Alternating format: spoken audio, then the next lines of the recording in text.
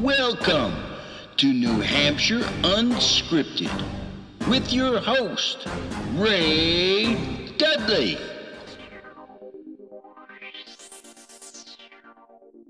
Nice to meet you officially. Yeah, I know. We've been adjacent. So I've seen your shows. We're very talented.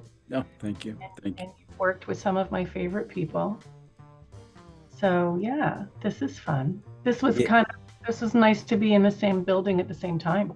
I agree. Yeah, it was really nice to see a lot of people. Like I didn't know Dwight. I didn't really know yourself. There were several others. And it was really a great chance to not only kind of meet them, but to see their work. Yeah. And it was really cool to see how creative the playwrights were. Understatement right there, let me tell you. I've worked with Gary before, and I've worked with Greg before. And I've worked with, on the director side, I've worked with Brian, and but the playwrights, unbelievable for 24 hours to get plays of that caliber was amazing. I was stunned by what was put up in 7 days. Yeah. And yeah, I'm with you, the caliber. It was just, I watching backstage, I was just fascinated by it, the whole thing. And to know what had kind of gone on, the mystery of the whole thing. Right. And we'll get into that in a second. But first, yes. As is my habit, I would like to know a little bit about yourself. Okay. So because you're fairly new to me. Yes. And so if you wouldn't mind, let's talk a little bit about how you got the bug for doing theater, where that comes from, and kind of your journey. And then I want to know how you ended up with the stuffed bear. I've been acting since I was a kid, school plays to start with. And my library in Rhode Island had a program where the kids who would go after school and in the summer, and we would put on shows. And I remember my mom used to tell a story about how she went to see one of my shows, and she got very upset because I turned white and I fell to the floor, and she had to be stopped from rushing. She's like, that is supposed to happen. So she said she knew then that was something I was good at. Job well done.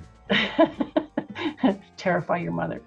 And then in junior high and in high school, you did the musicals and so on and so forth. And I did take some theater classes when I went to UNH, but it wasn't my major, and I didn't keep up with it then. And then after I was done with school, I moved back to Rhode Island for a while, and then came back to New Hampshire, and I got involved with the Bow Lake Players. So I started doing community theater on the Seacoast and in Rochester. And then I got married, and I had started a family. And I think the last time that I acted at that point was I did a dinner murder mystery theater. I was pregnant with my first. And that was it for a while, because after the babies came, I didn't have any time. I didn't have the support to be able to continue to do that. And when they came on the scene, they started. So of course, this is something I'm fostering in my children, and they were at Beaver Meadow and here in Concord. And with Clint? Yeah. Yeah. Yep. And so they were involved with the student actor program. And then we moved to Northfield, and they continued doing theater up at Winnisquam. And then I was sitting at home, and I thought, I miss it for my own self. And I just looked on the computer, and I saw they were having auditions for community players at Concord for Harvey. and what the heck? I'm gonna audition, and I did. And Gary Locke cast me as Vita Louise, and it was a wonderful experience. And since then, I mean, I haven't been acting as much as I want to. Work and marriage and divorce kind of got in the way. But yeah, something that I really enjoy doing and I want to be better at. So I've done maybe 6 productions with the Community Players. You have? Yeah. So I've done Harvey, I've done Calendar Girls, Pajama Game, Shakespeare in Hollywood, Farnsworth, Experiment. We just did Not a Word. I think I'm missing something. Wait, you did, that was Wally's play? Yeah. Who were you in that? I saw that production. Forgive me. I'm terrible. That's okay. I was Bertha Blankmind. Oh my God. That was me. I didn't recognize you. I was wearing a very funny wig. But yeah. Yeah, I thought he did a wonderful job with that. I thought it was the ending with the exposition at the end, and I told him this, was a little bit long. You're right. But boy, otherwise, I was surprised. Talk about another playwright, right? Right. Yeah, and it was a joy. That production, and all my castmates are wonderful, wonderful people, very talented. The script, so it was fun because Wally was directing, he wrote it, and we'd come in with new pages. I'm shocked. So I had my script was kind of like paper clipped together to replace the things that we'd already had rewritten. And at the production party, he had basically had all the changes finalized and printed out in a final form, and he gave us all new scripts. How thoughtful. Which was nice. Yeah. But yeah, no, that was a lot of fun, and honestly, the set was just a joy to work in. Honestly, the Audie itself is always such a pleasure to act in, very different from the Hatbox. But the set was some place you could live on. Yeah, I was captivated by it. Yeah, It was, yeah. Of course, it's vast in there anyway, but Yeah. you can do so much if you get the set in the right hands. You can do so much there, and they do. So I was not an actor in Sweeney Todd. My son played Toby, and so I was doing set changing, and because it was such a huge set, we were all in costume because we had to be on stage during the actual production, and so that was interesting. That was very interesting. That was the version with Matt McGonagall. Yeah. Yeah. Also a phenomenal actor. Good friend of mine. That was an astounding production. Really was. Yeah. Oh. And I came away from that. I don't mean to cut you off. No. I came away from that realizing that good sound can be done in there. I don't know what happens periodically, but the sound in there can go. The gamut is just terrible. Yeah. Well, apparently they've updated or upgraded some stuff. So I thought the sound for Not a Word worked pretty well. But it's not a musical. Right. So, but yeah, no, that was a phenomenal experience. So yeah, I because I had worked with Gary at the Players, he asked me to join a couple of his productions at the Hatbox. So I think I did Richard II with Gary, and we just did The Government Inspector, where I had 2 roles. I was a pregnant slattern innkeeper's wife, so I had this huge stomach, and then I was also a humpback villager. So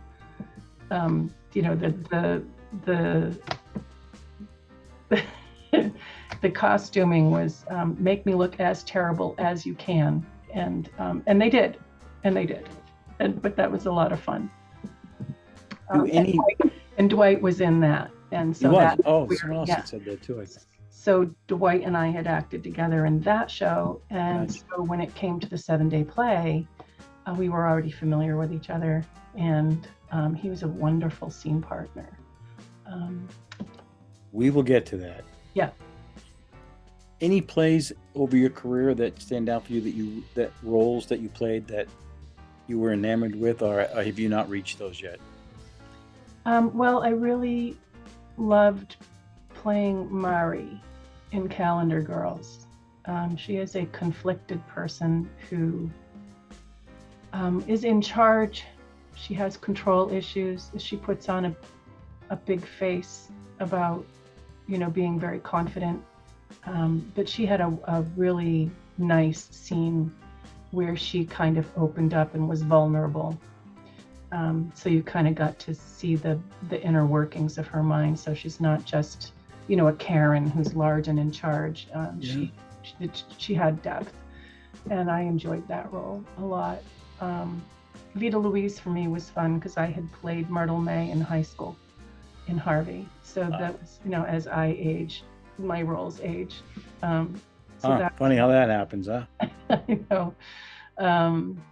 But no, there's my daughter had asked me, was there a role that I was just dying to play? And I said, no. The role that I had really wanted to play, I think I am too old for now. It was in Pajama Game Gladys. But I think I'm over that at this point. And I can sing, but I don't have Broadway pipes. And so I'm not going to get the big roles.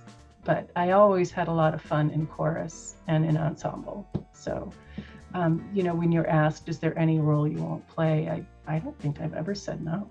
Yeah, good for you.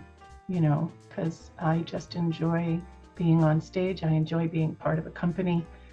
For me, this is fun.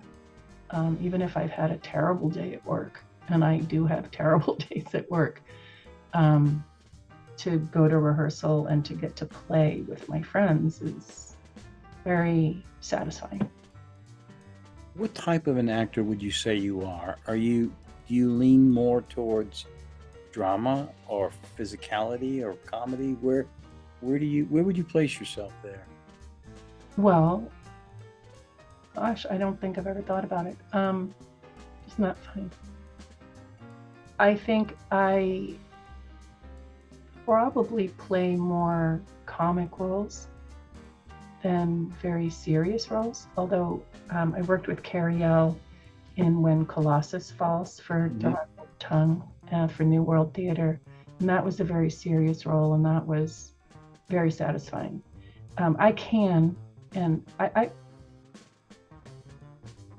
I like to think that I'm not just one thing or the other. And with Bertha in Not a Word, so she was a comical figure in her first scene. Mm-hmm. And in the second scene, you did see a vulnerability. You did see a more serious side to her.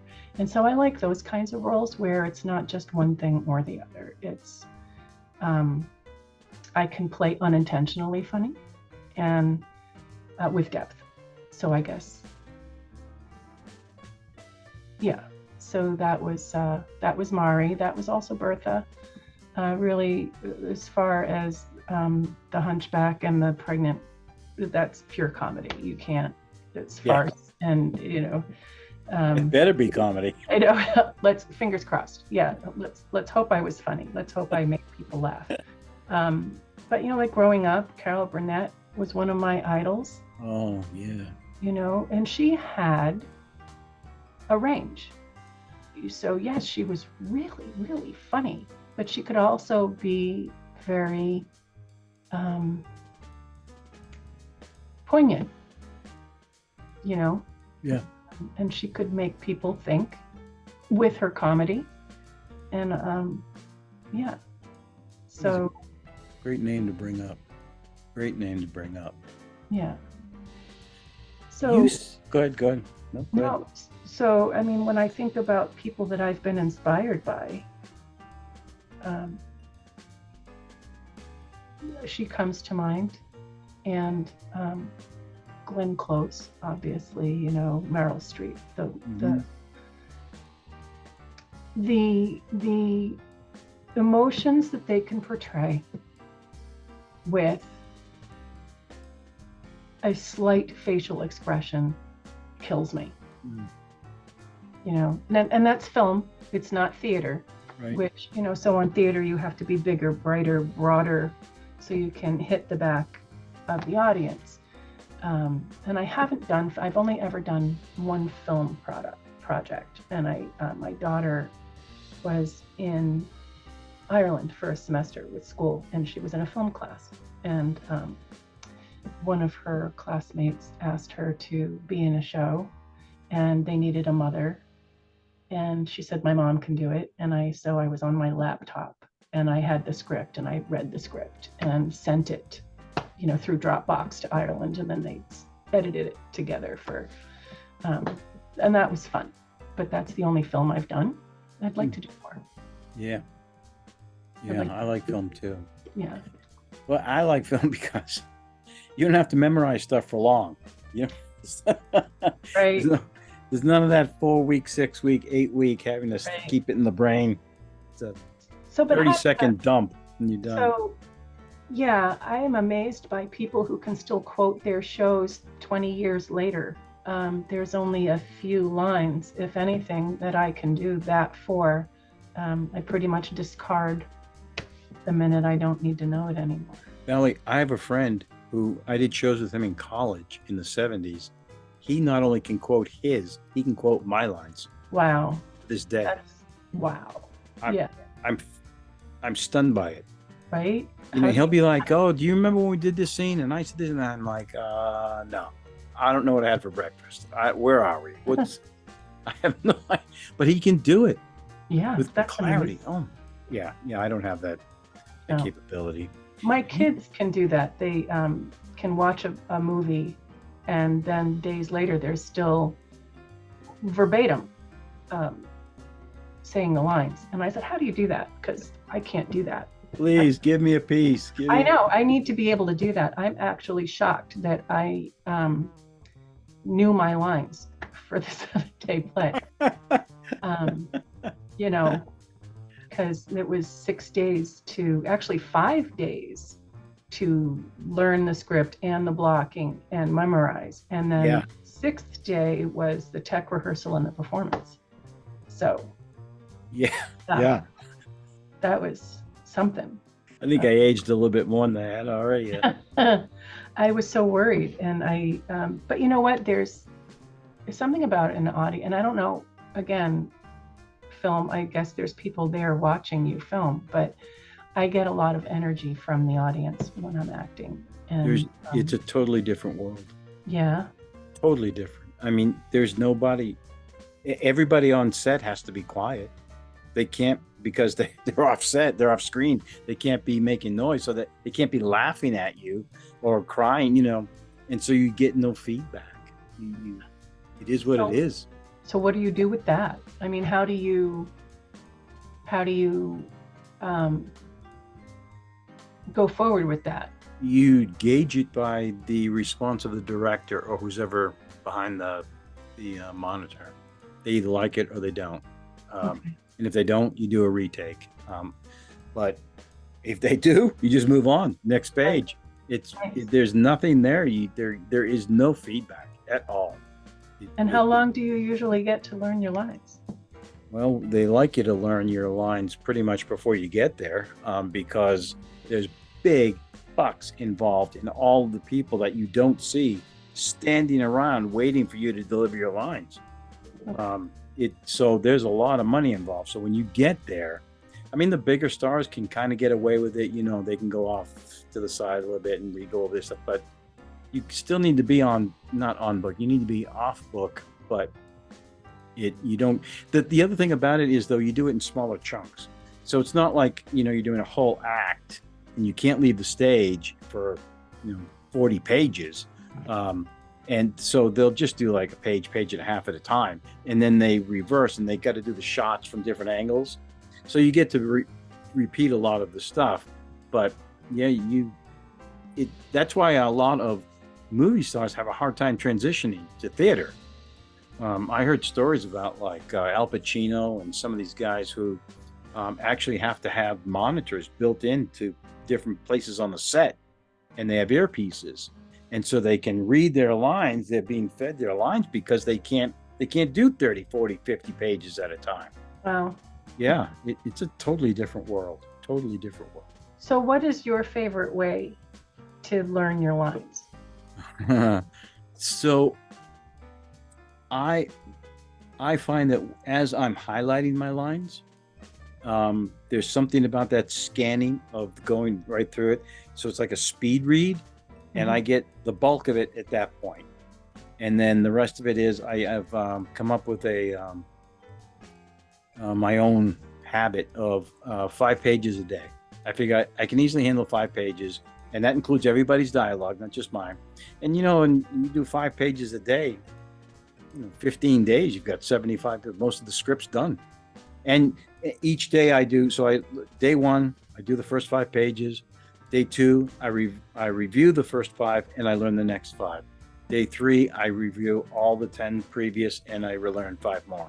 So by the time 2 weeks, you've got most of it done, and it's really in your head already. The only thing I need to do at that point is really kind of attach it to some blocking or props or where everybody else is on set, something like that. But so I don't find it to be easy, but the bulk of it, the gist of a lot of it comes from me from highlighting as I go through it, and then I see it on the page after that. It's like a teleprompter. I can see it visually as I go through it on stage, and I can tell. But if I ever lose that ability, I don't know, I'm lost, because then I can't see the page anymore, and I'm not sure where things are going. So hope I never lose that ability, but yeah, I tend to write things down. So similar with the highlighting, and then as I'm writing, I'm saying the words. So that's how I can get the majority of it. And then for some of, like for Mari with Calendar Girls, she had quite a big monologue, and it was all in a Yorkshire accent. So I recorded it, and then I would, at the time I was doing more driving than I'm doing now, and but I would put it on in the car and go through my mind and say, recite along with the lines. That was helpful. Recording for me is like a last ditch effort, because again, I'm very visual, so I need to see it. And if I'm just hearing it, I have a much more difficult time retaining it, because I can't see it. I have nothing to staple it to.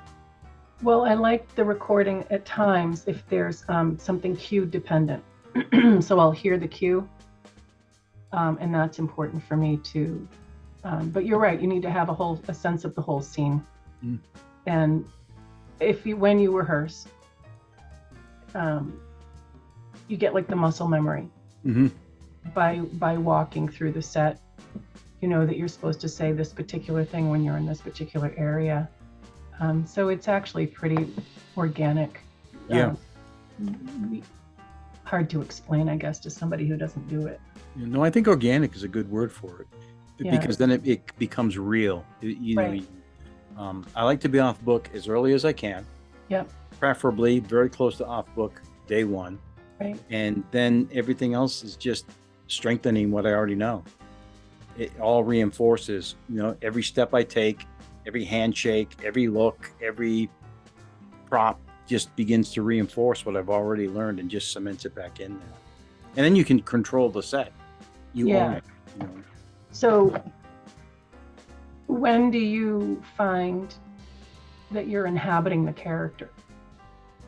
So right from the get-go, I already, once I've highlighted them and I can kind of see them and know what's going on, I've already started developing some type of basic format for the character. And then when I said about those 5 pages a day, it's during that process that I'm re-going over lines, re-saying them different ways to see what that character, how I think that character would say every sentence. And I mean every sentence. I go over them and over them so that by the time I hit the stage, I not only believe that that's what the character said, that character would not, in my opinion, say it any other way. And I own it. Okay. And I spend a lot of time doing that. So that, for me, that whole process of learning is not just a matter of memorization. It's Right. true character development. I'm thinking a lot during that process about, are they very vocal? Are they quiet? Where would they hit these different words? Where would they hit these different parts of a word? A syllable, a vowel. What's happening here? When are they quiet? When are they not? I just really, that whole time. The only time it really changes for me after I've learned them is if I have an interaction with the character on stage that I wasn't anticipating, and I need to modulate something different or adapt it to meet that character and what they're giving me. And that's why it's so very important. New people, be off book as soon as you can. But it becomes the feedback, the go between the two actors or the multiple actors, it becomes extremely important. And it makes me crazy when people are still on book like a week before show. Right.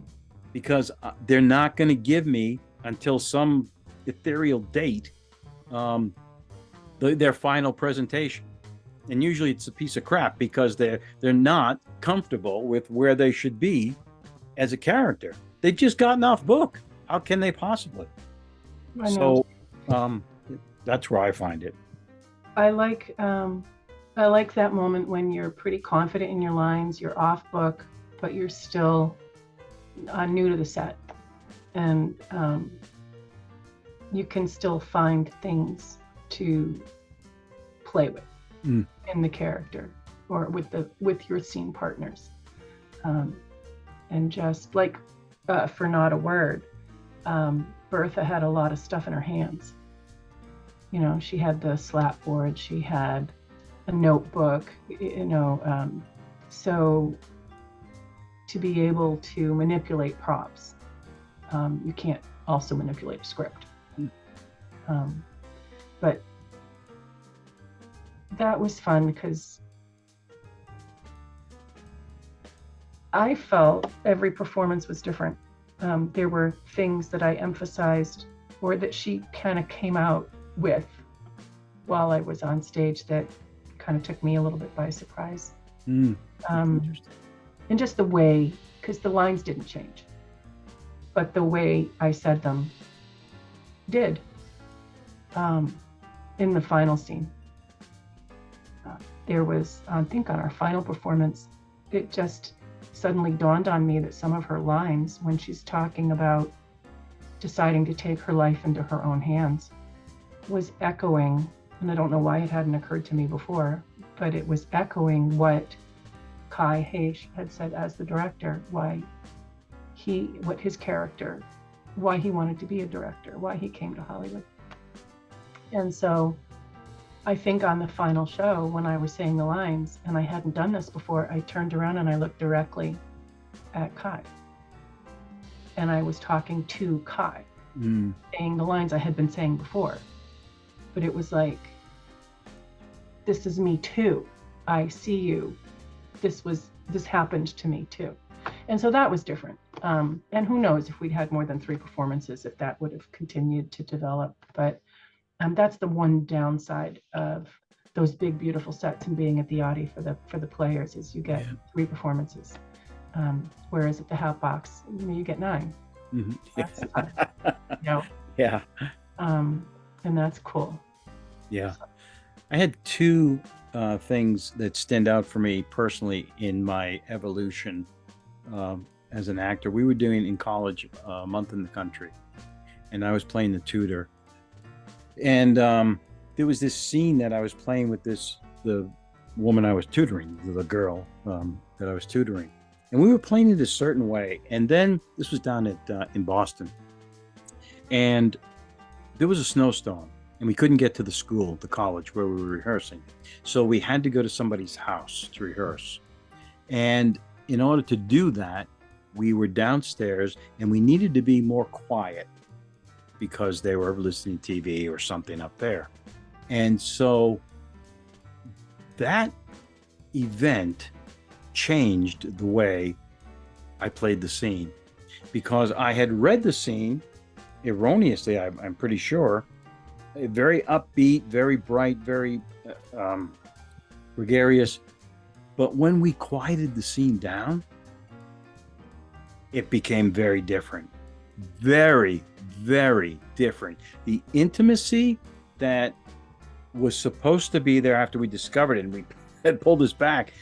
But when we finished that scene, we looked at each other and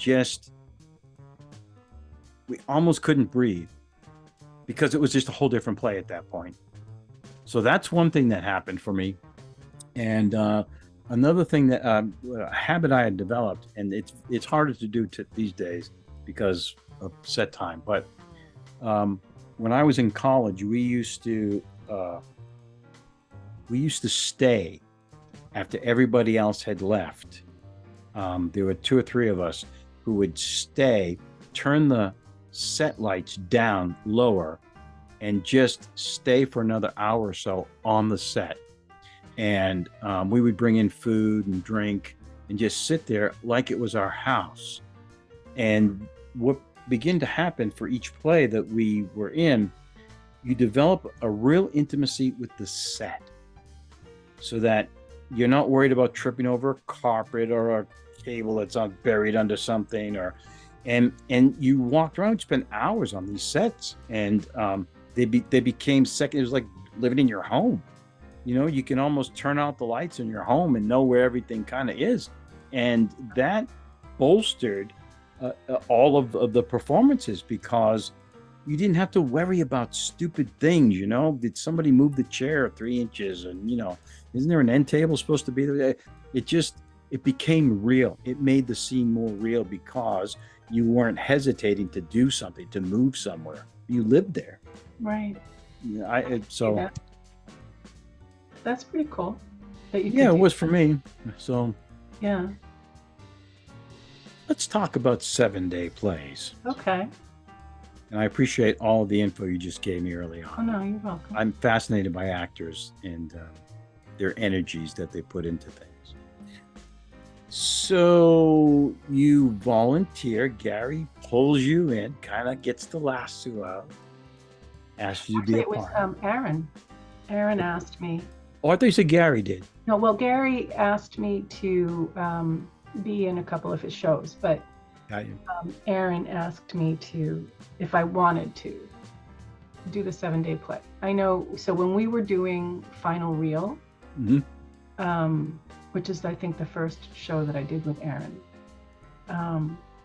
he had been doing the 24-hour play, or the 1-day play, or it was a film. I can't remember. It might have been both, but he's done both. But he had been talking to me about it, and this was a couple of years ago.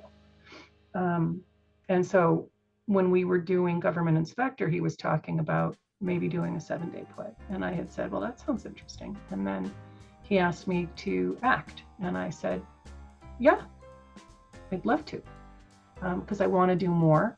And I thought, obviously exposure is key.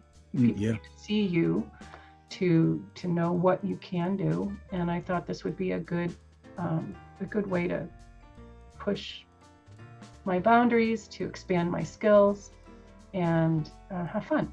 Did you have any trepidation about it at all? No, you know what? I probably should have, but I didn't. He asked me and I was like, yeah, I'm in. And it only occurred to me after we were in the theater and people were like pulling cards that I'm like, oh God, I have no idea what kind of show I'm going to end up in. This is interesting. But it was only then that I was like, hey, what is this going to look like? Yeah, that whole process of finding out who you're with was pretty fascinating and novel, in my opinion.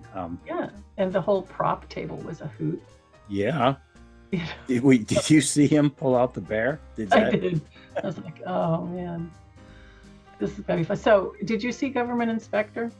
You know, for some reason, in the back of my head, I think I did, but you're the probably second or third person to bring it up, and for the life of me, I cannot recall.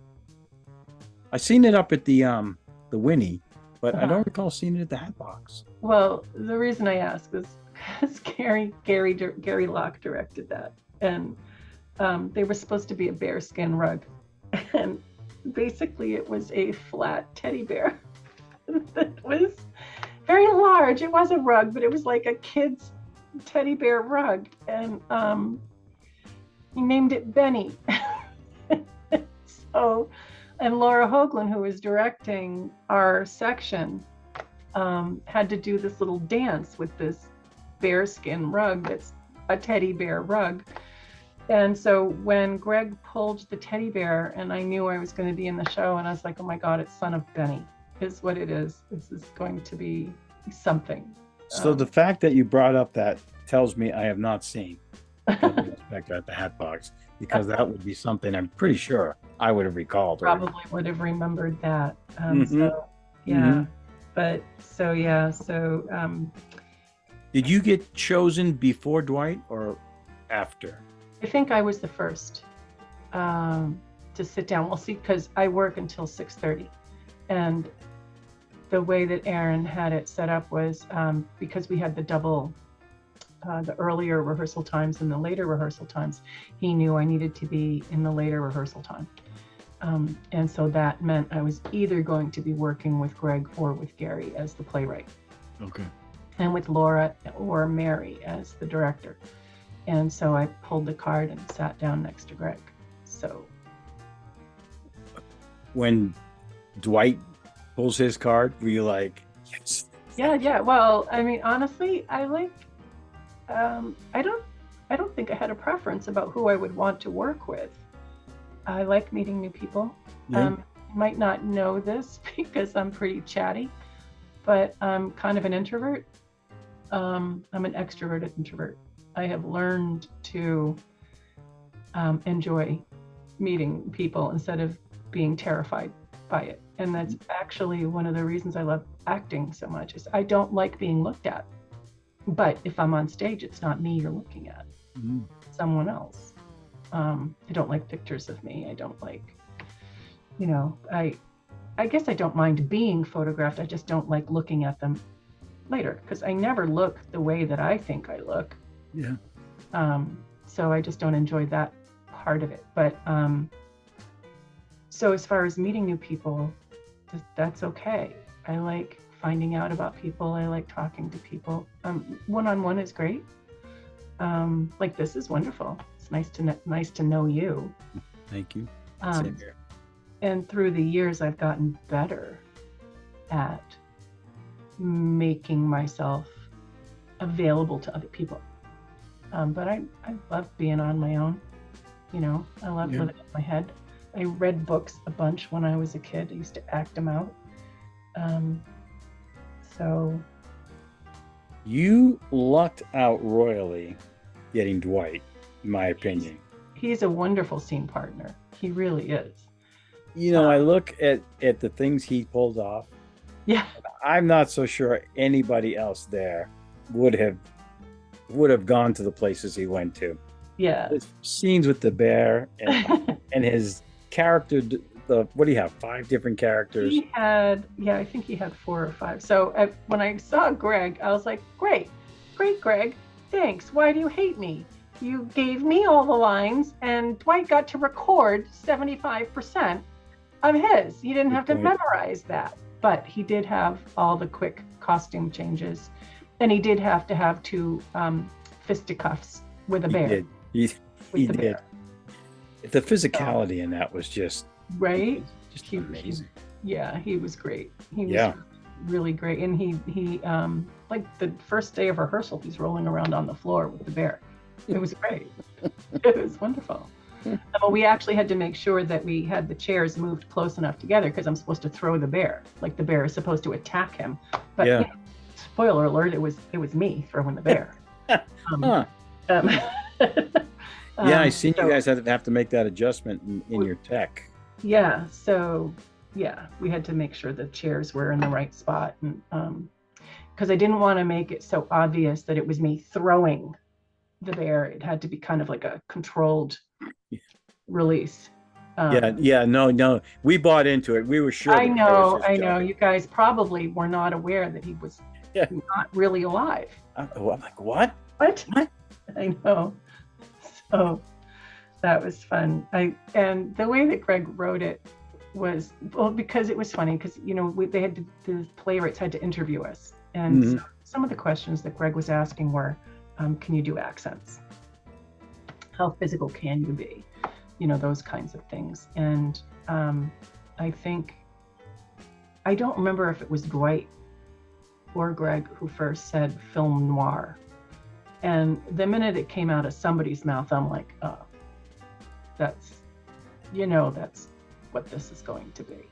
It just is. And the script was wonderful. I mean, I got the script Sunday. I was in the car. My boys had taken me to see a movie for Mother's Day.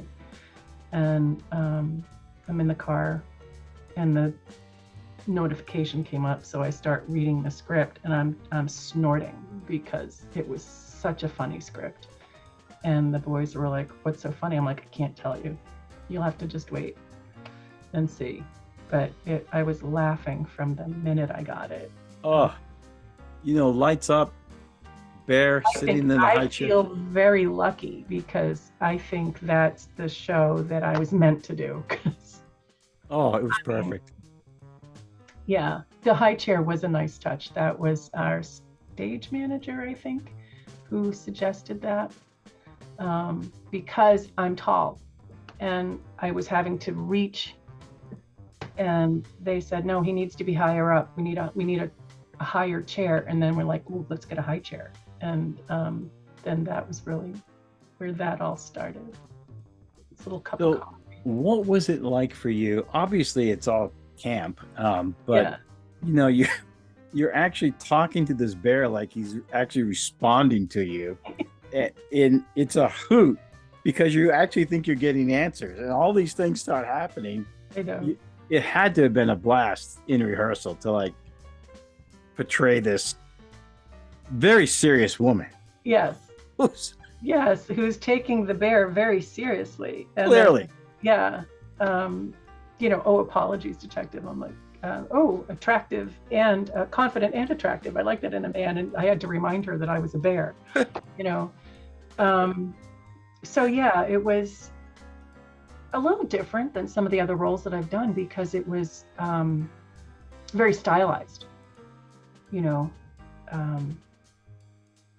played straight for laughs. Yeah. That's what made it. Yeah. She's totally bought into this bear. Yeah. I mean, so when Colossus Falls, I played a mother who had lost a child. And she kind of lost her mind. And so she would carry around this doll, as if it were her baby who had died. And it's never really explained in the script, but it was, I believe it was sudden infant death syndrome, where she just died in her sleep, and the mother never got over the fact that her baby was gone. So she just carried this doll around as if it were her child. And so I do, Carrie L was in that show, and at the end, she's like, well, you're always talking to something. Oh, and I said, yeah, I still have Nellie. And she's like, that doll's haunted. Why do you still have that doll? Yeah. But yeah, so whether it's a person or a stuffed bear, you need somebody to play off. And the bear was a wonderful straight man. He really was. The voiceovers were incredible. The voiceovers were really good. So that was Wednesday night. I think Dwight and Laura did the voiceover, and then gave it to Greg. And so, but it was the first time. So he did a great job at syncing the voiceover. I was wondering how that was done. Yeah, with me. But it helped that he wrote the script, so he was very familiar with it. But yeah, so that was our tech. The majority of our tech was making sure that he hit the right button at the right time. And the 2 gunshots too, I think he timed pretty well, Yeah. So, yeah. So, and poor Dwight, I mean, our little fight scene, Greg described it as wicked sweet ninja moves and I'm thinking, Greg, do you not know me? Seriously, buddy, sweet ninja moves. Grief. So that was about as ninja as I could get. And I actually connected with Dwight's neck one night, and Laura's like, not the neck! Not the neck! So apparently we have to work on this. So, yeah. Was there at any point, did you think it was too campy or that people might not really buy into the whole shtick? No, in fact, we were looking for ways to camp it up the whole time. Just, yeah. Yeah. So I mean, it was already absurd. So. It was, so let's lean completely in and take it over the top. And Greg came up to us afterwards and he said, wow, you did a really good job expanding what I wrote. Now I'm going to have to do a rewrite because get the Laura royalties. wanted the eye patch. And so the line was, I could see it in his eyes. So we had to change the line to, I could see it in his eye. You know what? It came across so well too. I caught it. I caught it at tech, and then I caught it again in the performance. And I don't know if anybody else did, but it played very well. Yeah. So just stuff like that. Like, how can we make this even more ridiculous? The cigarette butts. Yeah. Crazy. So, and the whole thing was in the script was that she holds a cigarette that she never smokes. And at one point I'm like leaning in so he can light my cigarette. It's up there, and he doesn't. So I kind of just like, okay, that's not going to work. I think I finally lose the cigarette when I karate chop the guy because it flies out of my hand. But yeah. So it was funny. When your tech was pretty easy, there were some, except for the chair distance, you guys had it pretty easy. I mean, lighting was basically the headstone. You had to move that. Yeah. There was that. It was mostly the positioning and the syncing with the voiceover that could have broken. If we didn't get that right, it would have been completely unbelievable because you would have been waiting. Yeah. And unlike, when you lose a line and you're on stage with a live person, the other person can say something to bring you back into what it is you're supposed to say. Yeah. Well, that's not going to happen with Detective Teddy Cuddles. Huh. Who'd have thunk it? I know. So, but yeah, no, it was pretty funny. He got a little warm though, because you're holding a big fur ball. Under the lights. Under the lights. But yeah. You're lucky he didn't combust. I know. But so, when it was done, the audience was howling. I mean, they bought in right away. And I've said this on a couple of the other podcasts, Aaron did a tremendous job sandwiching the whole day with those 2 comedies. Right. Yours they lights up, the audience is in. Right. They are in.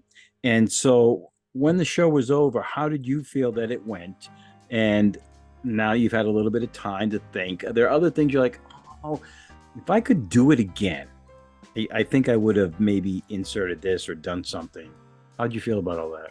Well, at the end of the show, I thought, yeah, we did it. That was awesome. What fun. And so the energy from the audience was great from the very first line.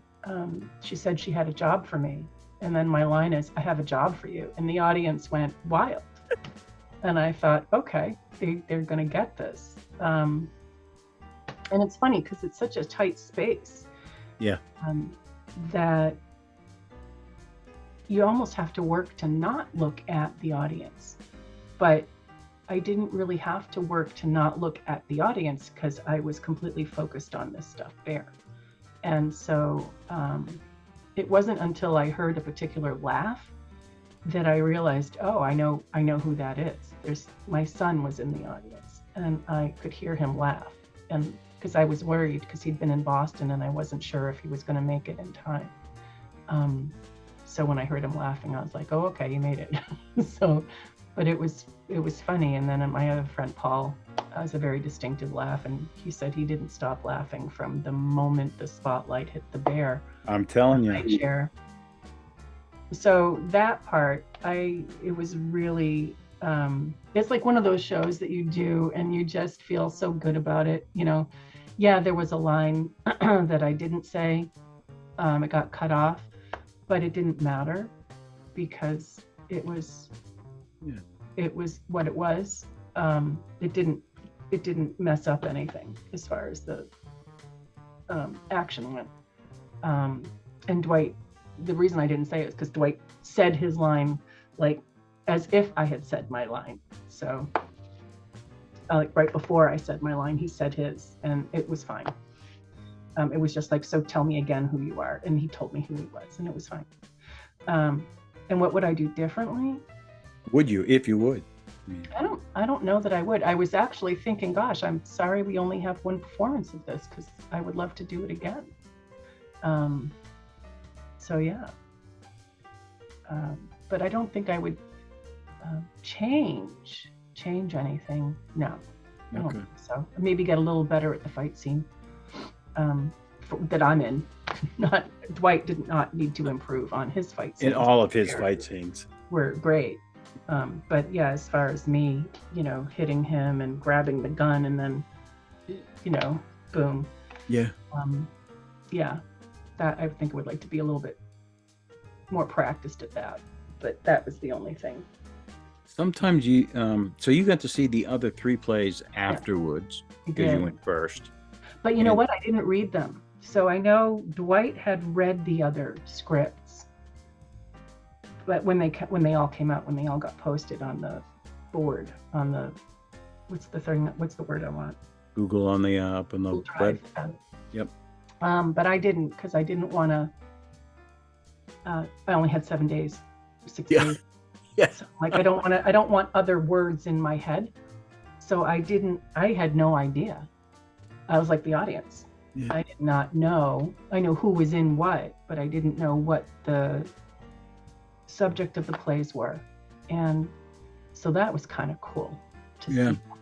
The only difference was I was backstage watching it instead of up front. Mm-hmm. I did the same thing.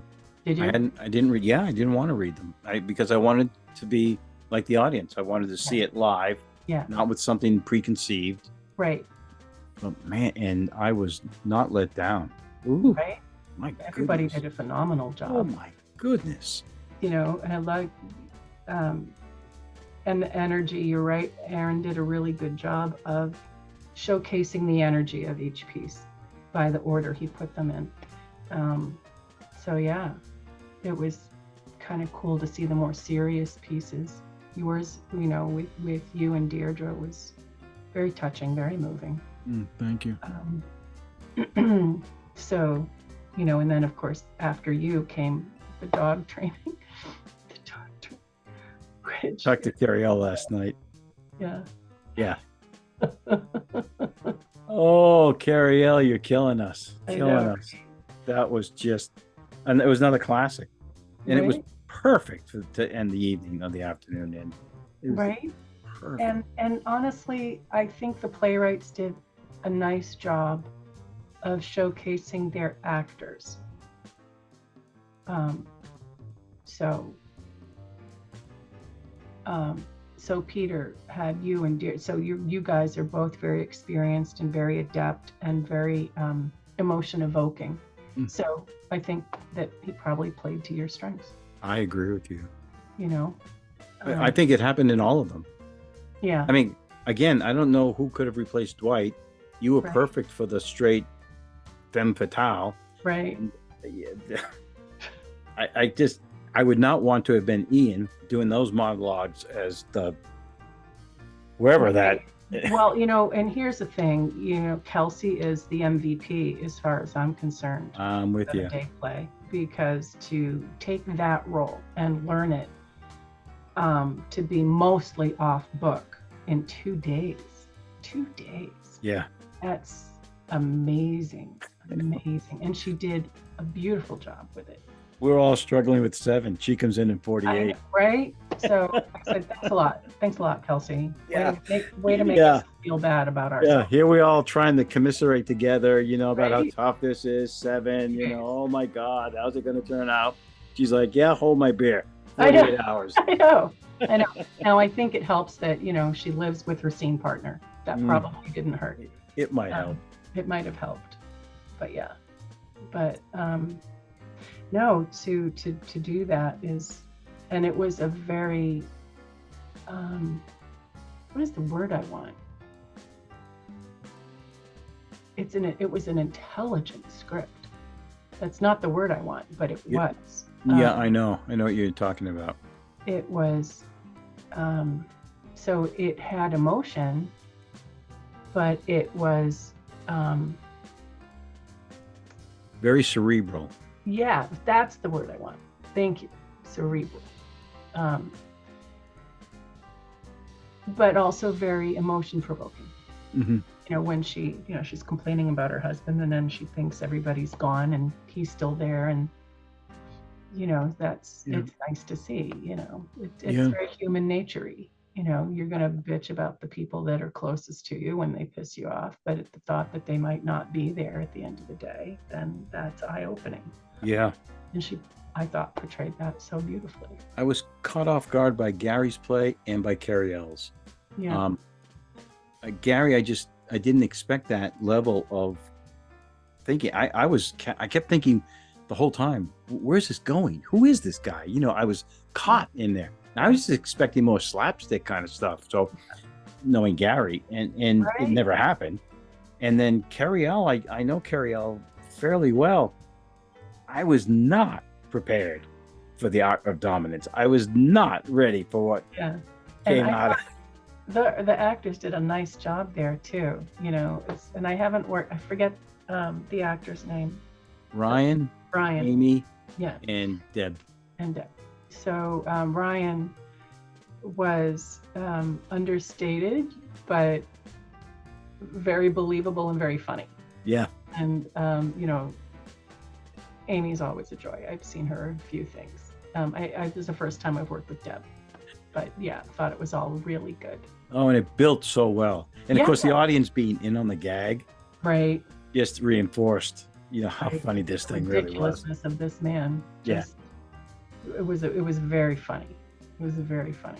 And again, the playwrights. Oh my goodness. And that I was know. Carrie L's first play, I know. right? Yes. So Yes. Her and Peter. right. I didn't What? realize Peter was a first time. I did not either. I was surprised to see that he was on the list. I couldn't, because he's been around a long time with Kapow doing all the. I would have thought for sure he had stuff that he had written. But Yeah. here's I your mean, mind. is that anything? Has that something that you aspired to do at some point? Right? Never. No. Never. Either.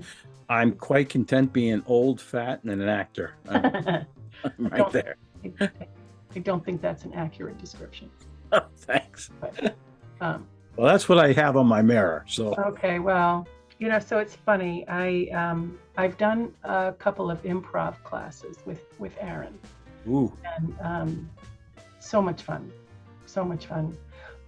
And so if it's improv and it's just trying to spark a reaction, that's one thing. But to come up with something to say on my own, I don't know.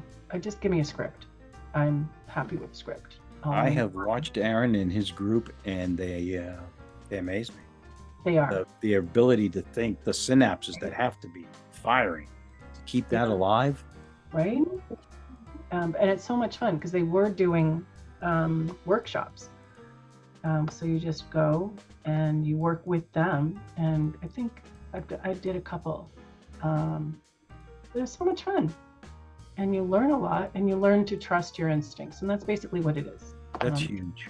Trust your instincts. Yeah, that's huge. Right. Yeah. So that was a lot. I'd like to do more of that. I was just about to ask you where you're headed from here. What's on your docket? I'm Coming down the actually, road? I don't have anything planned right now. The Players has, they've announced their new season, so they get started in the fall. So they're doing Sound of Music, they're doing Witness for the Prosecution, and they're doing Pride and Prejudice. So I know I want to audition Pride and Prejudice. I think I'd make a fabulous Mrs. Bennet. Those are some great plays. Right? Yeah. It's a good lineup.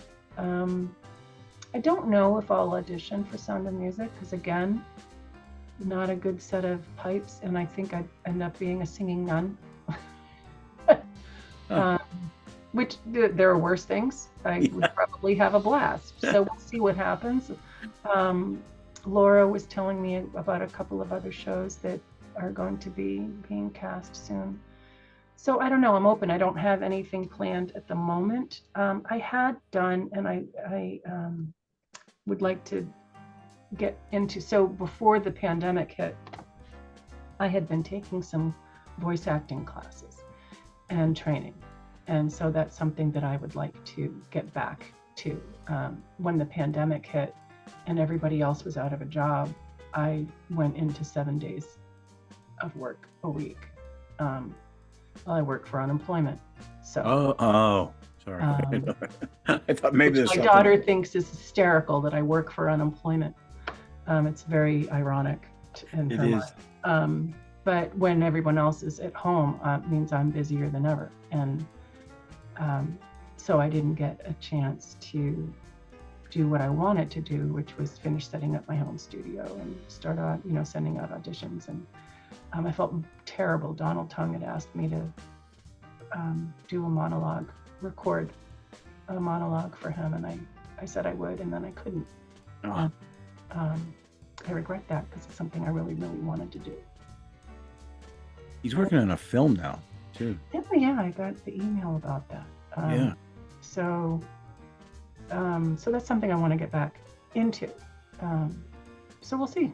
I am now not working 7 days a week. I actually changed my schedule so that I'm only working 4 days a week. And Woo! It's like a vacation. Jeez. I know. And I've gotten rid of I had COVID in February. So I don't know. Did you see 39 Steps? No. Okay. So 39 Steps, the Players put it on, and 2 of my children were in the 5-person cast. And the crew member came down with COVID, and then the stage manager got it, and I think 3 members of the cast got it, and they had to, and it was a week before opening night, and they ended up having to, and luckily they were able to push the show back a week. The audio was available the following weekend. They are lucky. So it was great, but my kids got it and they brought it home to me. Mm. And thank you, kids. Thank you. I gave you life. I gave you COVID. So I had managed to avoid it until then, and luckily I got the strain that we got was fairly mild, but it still kicked my ass. So I'm still very tired, but better. So you're gonna start rolling up your sleeves then? Yeah, I wanna dig in. I wanna do more. I want to do it all. I would be happy. I don't know if I could do a show because I'm older than I was, and I look at people who are in 2 different shows concurrently. I'm like, how do you do that? I can't.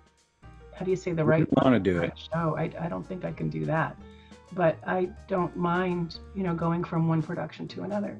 So I did Government Inspector, and I think I had a week off, and then we did Not a Word, jumped into Not a Word, and in the meantime, Aaron had asked me to do the 7-day play, and it just happened that Not a Word went on the first weekend in May, which meant that I was free for the second weekend, which was great, because that way I can do the 7-day play. So that was fun. The rehearsal every night was a little much. Yeah, by the end of 7 days, yeah. And plus we had the second time slot, which meant I wasn't getting home until 10 o'clock at night. That's right. Did you guys have a dark night? Well, not really, because they did the The voiceover. voiceover recording on the Wednesday. So that was just Dwight and Laura. But I stayed home. I did the costume search and the props. I had to make some props, and I had to learn my lines. So, because I work 10-hour days, 4 10-hour days. So, can't really do it during the day. And I didn't have enough Fridays, because I have Fridays off, but that's tech rehearsal, that's the night before. Yeah. the lines. So Wednesday night was very valuable for me. I think I solidified the script. So like Thursday, when we went back into the rehearsal space, I didn't have the script in my hand. I was off book. So that was good. I think I did still have to call for line a couple times, but in fact, I called for line at the tech, because I was like, well, what is it I'm supposed to be saying? So I was really happy that I got the lines, that I inhabited the character when it came to the performance. Yeah. So You did an excellent job. It was a great play. Thanks. It was so much fun. Oh, it looked it. So much fun, and what a rewarding experience to be able to say you did it. Yeah. I did that. I think you can always surprise yourself. It's like you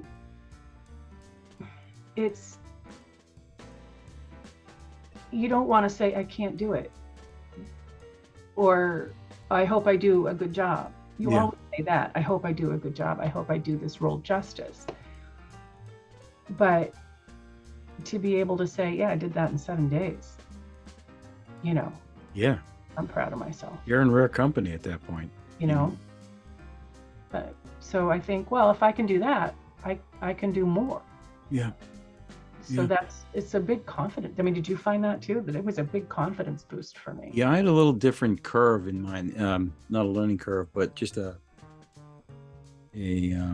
emotional curve, where I had started out I had told Aaron I would do it, as a friend. I'd be happy to do it. But by the time Saturday came and everything was done, I was so proud, so honored, I felt blessed to have been able to be a part of it. Right. I just thought I'd go along for the ride and help out, and do my part, and that would be it. But I loved it. I loved watching everybody, because they're working at their craft. These are people who, and I had said this to somebody else, that they didn't just willy-nilly do it thinking, oh, the audience will understand if I screw up or whatever, or No, you commit. Yeah, they did. And that level showed. Right. And, I was just I was beaming, and not just for what we had pulled off, but as a group that they did it. Yeah, it was phenomenal. I'm proud of everybody who was involved in that. Yeah, there were no slackers. I'm very grateful that Aaron thought enough of me that he asked me to be a part of this. I'm with you on that. Very grateful. I feel the same way. Way.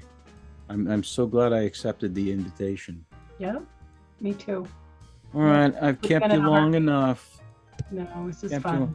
Yeah, thanks. Thank you for doing it, even with all the technical problems. Oh, I'm so sorry about that. I have no idea. Okay. And I hate to be so. My son is a computer software engineer, and I'm fairly tech savvy myself, and so I do try not to. I even did I'm going to restart just to see if they can, when in doubt, reboot. Yes, exactly. But yeah, it didn't work. I updated. I even started trying to do this 20 minutes before 7. So I had been struggling with my computer for a good half an hour. I'm so sorry. Sweat dripping down your brow. Oh my God. I'm like, I was actually starting to send you an email saying help. I was actually checking my email. But I mean, so I'm at the other computer, but it's not anywhere near as convenient as the laptop. So, but live and learn. We have fallbacks. Thank you for overcoming those life's problems. Oh, you're welcome. Jumping in. This is wonderful. It was nice to talk to you. Thank you. It was a lovely conversation. Thank you. I feel the same way. I will let you know when it goes live. Thank you. So that I'll probably do the MP3 first, because they're just quicker throw together. And then if there's anything that, you say, I shouldn't have said, just please cut that. I'll go back and edit for you. I mean, talking with you is like talking with a friend, and I don't think I said anything I wouldn't have said. I mean, I'm a pretty open book. Yeah. Okay. But yeah, I appreciate it. I'll have one of my kids listen to it and see if they think I should change something. That's basically what All right. my daughter, and she'll go, Mom, so. Yes, I do.